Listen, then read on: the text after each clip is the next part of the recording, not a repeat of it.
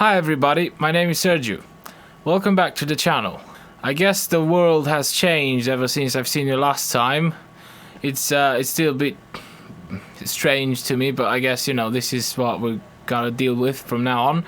Luckily I managed to fix my workstation PC, so that means I can now make videos again, so that's good. Well, it's just in time. I do want to sit there and clear out the confusion on what isolation means, what it is, and how it works, because for some reason a lot of people believe that it's this like sensory deprivation experience, which is not really what it is. I'm also going to get into the SARS-CoV-2 virus and what it does and why it's important to contain it. So yeah, let's get started, I guess.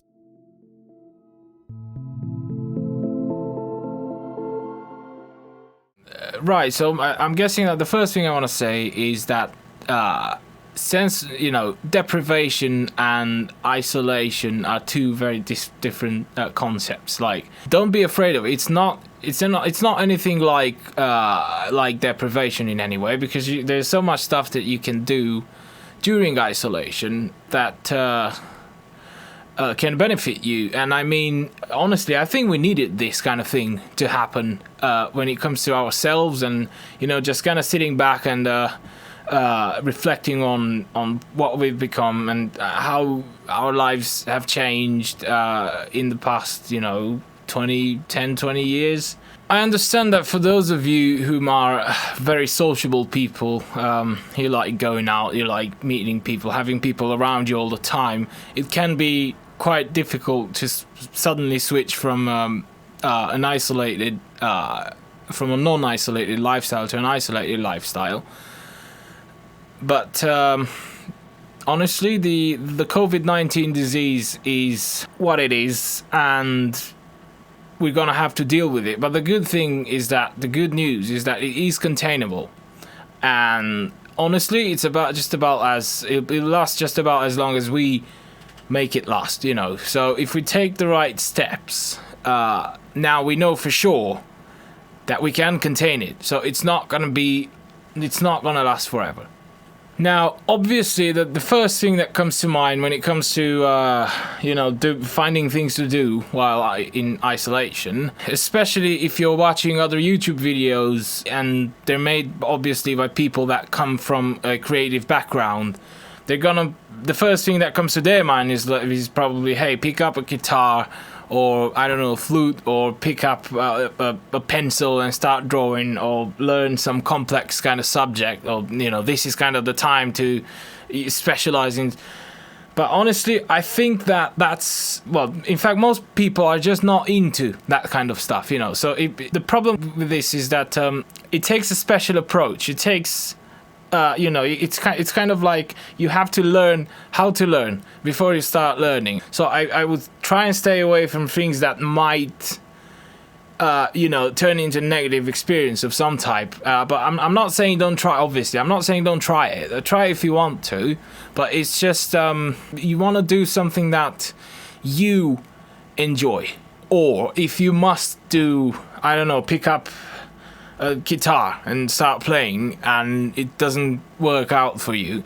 I mean, you could do things like probably think of try and use it in a way that's unusual and creative, not necessarily for making music. I mean, find something funny or something like that, and then you could put it on TikTok, or you can write about it. Back to things that you enjoy and you want to do. For example, it could be things that you wanted to do as a kid, and that you might now be able to do with your kids if you have kids, or you might want to try a new food recipe, or invent one, or drink recipe. It's important to stay hydrated anyway during these times. Or maybe, I don't know, you want to pick up knitting or that kind of stuff. It doesn't necessarily have to be all this artistic stuff if you don't want to. Just think about stuff that you really want to do and just do it, because I know it's difficult to realize this, but you do have time now.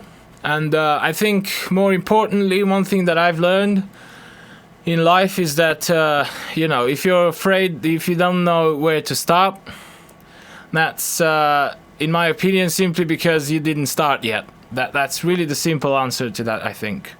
And, yeah.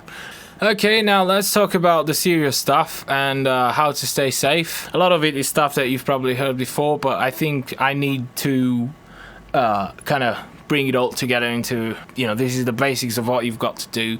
I think first thing on is that become aware of whether your government requested you to perform compulsory isolation. So, for example, in the UK, upon the onset of commonly known symptoms such as a cough or a fever, even if it's not the SARS-CoV-2 virus, you are requested to isolate for 14 days, as well as shutting down the entire household. So that's basically all the people that you live with. Now, you are, well, not you personally, if you've got this disease, but if somebody else in the house is capable of, obviously running errands, or going out to get food and that kind of stuff, they are allowed to do that. But it's just that basically. Once you've identified symptoms, you're completely shut down. Also, symptoms such as fever, for example, happen for a reason. So, say you've got this or just a common cold or whatever. Don't freak out if you have fever, unless it gets really bad. Then let it be, because it happens because essentially your body goes into fight mode. So the internal environment of the body is being changed by the immunity system in such a way that it can perform its fighting. Also, the other thing I want to touch upon is do not stuff yourself with antibiotics just because you have fever and all these common symptoms that happen in both bacterial and viral infections, because antibiotics are designed to deal with bacterial infections and not viral infections. Bacteria are more, stronger, bigger, independent organisms that can reproduce on their own, while virions are smaller and they need to attach themselves to a host in order for them to reprogram the host and get it to produce copies of itself. Host could be a cell in your body or, other bacteria or whatever. The other thing I want to touch upon is don't overstock on household items, because obviously that gives vulnerable people yet another reason to leave the house. And I'm assuming that it's probably been settled in your country as well. Over here, there's limits on stuff like this. You can only buy, a piece or few pieces per person. And it's, so yeah, just take a moment to identify the implications of what you're doing. And, just make sure that there's supplies left over for other people. Now, when it comes to what you do at home, obviously this is, I think pretty much covers everything. The first thing you want to do, you want to wash your hands, you want to probably get changed. That's what we do here as well. The best option that you have for washing hands is actually hand soap and not antibac, because antibacterial products, the key is in the name, are not designed for viral to clean up virions off of your surfaces and whatever.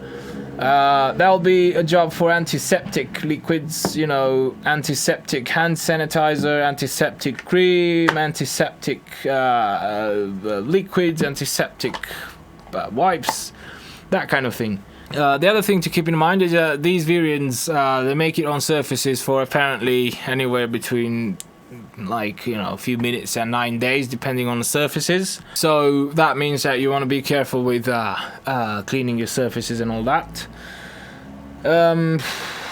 Also, what else? Yeah, keep the whole house ventilated. So that means open the windows. That is very important, because this virus specifically makes it for like half an hour or something like that in the air, and is transmitted from the air that's exhaled by an infected person. So keep the windows open. Masks if you want to leave the house, obviously. It's a very good idea, and these make for pretty good filters for if you are infected, for example. You want to filter the air that you're using, so that's one way to do it. Obviously, the other way is be careful. Don't sneeze in people's faces. Don't cough, because that's how the virions make it out of your body, basically. So, yeah. As far as toilets go, we've obviously, like everybody else, I'm hoping, we've cleaned the hell out of everything.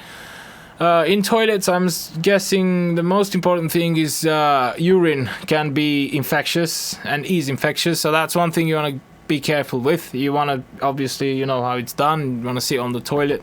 Obviously, the other thing you want to keep in mind is be careful with the things that you bring into your house. So things such as if you've shopped online, on Tesco's or Asda or whatever grocery supplier that are offering online services. Obviously try and disinfect everything as good as you can. If you're ordering stuff on eBay, think about the fact that if it's been through people's hands, then it's pretty obvious. Stuff like cash, try not to use cash, because cash has been through people's wallets and hands and everywhere. And lastly, as far as social contact goes, we're not going to be able to meet our friends for now, but we can chat to them, we can call them, and I would suggest that avoiding texting is probably a very good idea at the moment. If you want to speak to somebody you love or is a close friend or whatever, video call them. Use the functions that are built into your brain, because when you're texting, you're not using your brain a lot. There's just a few areas which are being used for processing text and obviously your eyes, but you need to use all of your senses. They've been built into your brain for a reason, and this is gonna make a difference now. And what else? Yes, do not forget about the fact that you may be a carrier, even though you're symptomless, because a lot of people are. You can carry the virus from one person to another, and obviously you want to avoid passing it on to vulnerable people. And I don't know. I mean, it is what it is. Don't despair, because it's not gonna last forever, and it's a chance for us to sit down and think back on things and think about ourselves and how to improve who we are, because I think the only way to do that is to get away from the really stupidly busy way that the world used to be.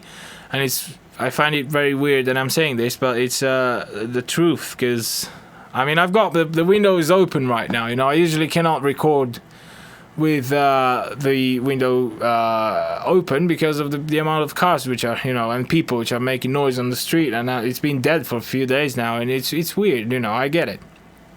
Yeah, I think that's it for this video. I hope it made sense.